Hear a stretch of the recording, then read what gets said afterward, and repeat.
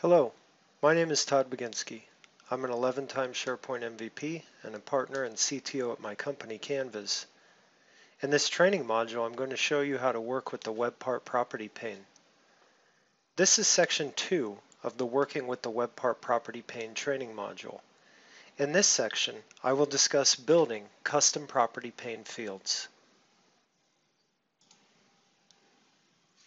In this section, I'll discuss how to add a custom property pane field to the Web Part Property pane, how to load mock and SharePoint data into a custom property pane field, and how to create custom property pane controls. A quick overview on the property pane.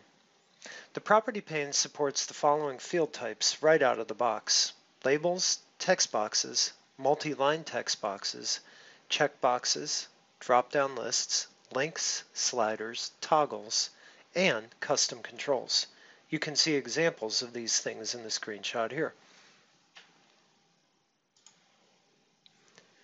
To implement custom property pane fields, the first thing you need to do is define an interface in your Web Part class that includes one or more target properties.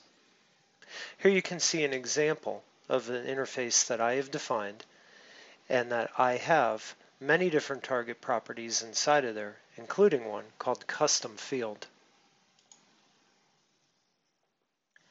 After you've done that, you'll import the property pane custom field type in the Web Part class. Here you can see that is highlighted in the red box. The property pane custom field type is available as a module in the sp-webpart-base library. You can see here at the bottom of my import statement, I import from @microsoft/sp-webpart-base. After you've imported that in the Web Part class, you'll create a render method for that custom field. Here you can see a render method called custom field renderer, and all it's doing is rendering out some HTML that says this is a custom field. In the property pane settings method, you'll then add the custom field definition in the group fields array where you wish it to appear. You can see the red arrow indicates where I've done this here. As you can see, that's very simple to make a custom field. How about loading data into that field? Well, this is a 5-step process. So if you wish to load async mock data into a Web Part property field, first you define a field in the Web Part interface. Then you define a variable to store the field's data. After you've done that, define a method to return the mock data. Then add an onInit method in the Web Part class that invokes a method to create mock data and set the variable that holds the field's data. Finally, modify the field definition in the group fields array to use the data. Here's an example of that process in action. First, we define a drop-down field in the Web Part interface. Then, we define the variable to store the drop-down options. Next, we create the method to return the mock data. Here you can see that we are just returning two values, one with an ID of 1 and a title of mock list 1, one with an ID of 2 and a title of mock list 2. This method is called getList, so it's simulating returning the ID and the title for two different lists. After we've done that, we'll add an onInit method in the Web Part class that invokes a method to create mock data and set the variable that holds the data. Here you can see this done. Finally, we modify the field definition in the group fields array to use the variable that holds the field data.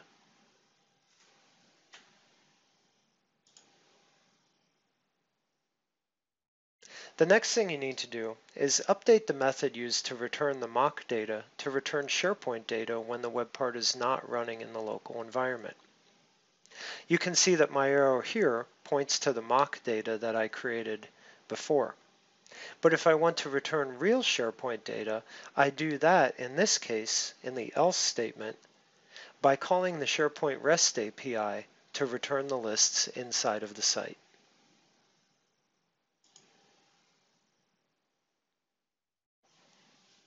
If you wish to create custom property pane controls, you can certainly do that. When out-of-the-box property pane controls don't meet your needs, that's when you can turn to a custom control. Creating a custom control promotes code reusability. Here's an example of a custom control.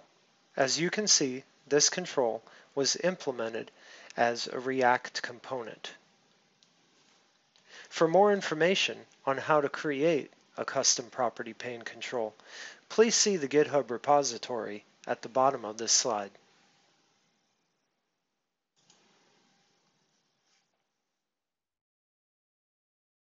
Now I'm going to show you a demo of building custom property pane fields.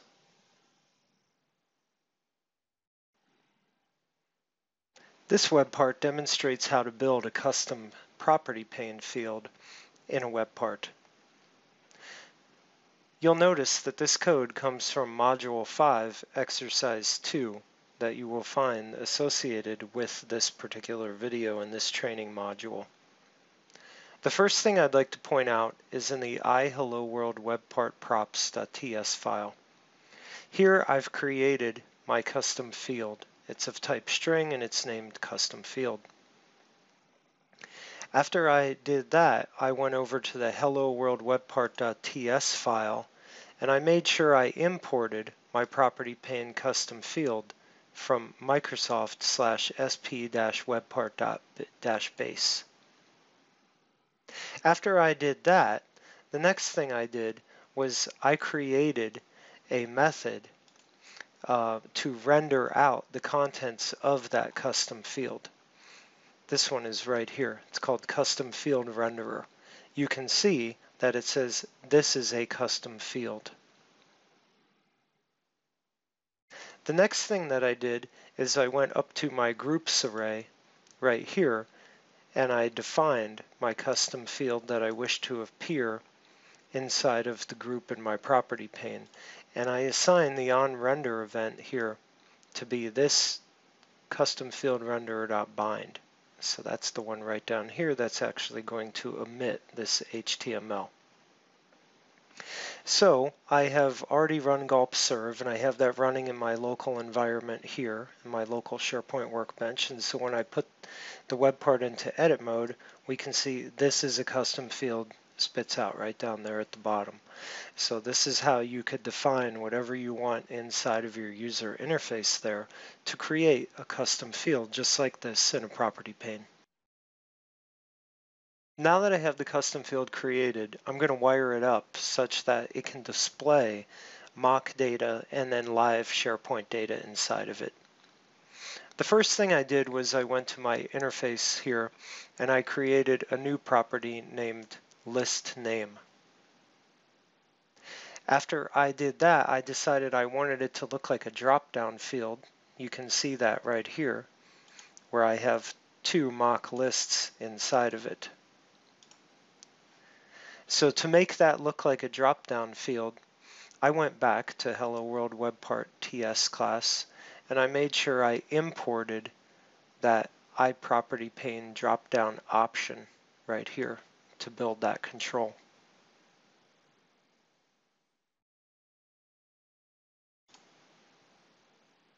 To detect if this web part is running in the local workbench or inside of SharePoint, I went to the top here and I imported the environment type and the environment from the sp-core-library.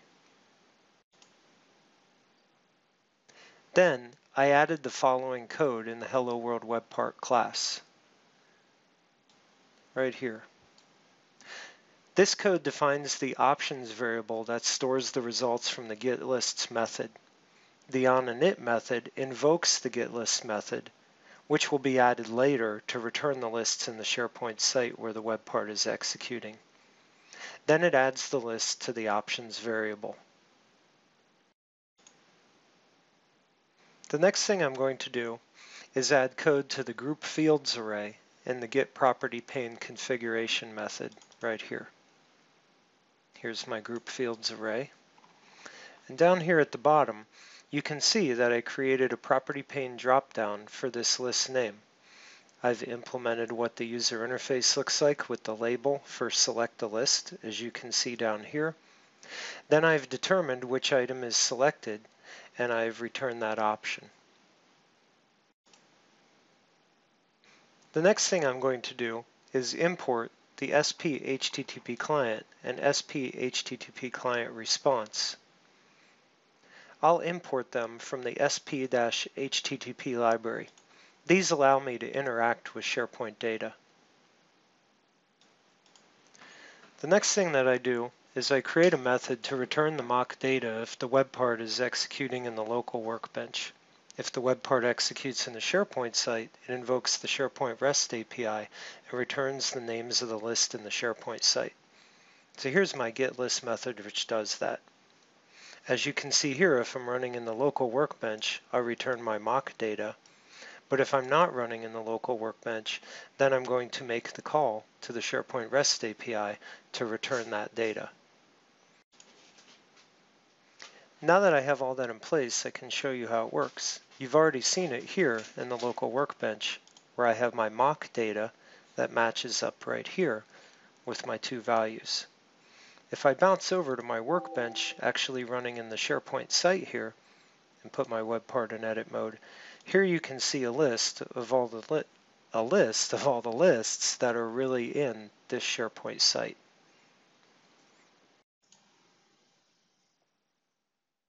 In this section, we discussed how to add a custom property pane field to a web part, how to load mock and SharePoint data into a custom property pane field, and how to create custom property pane controls.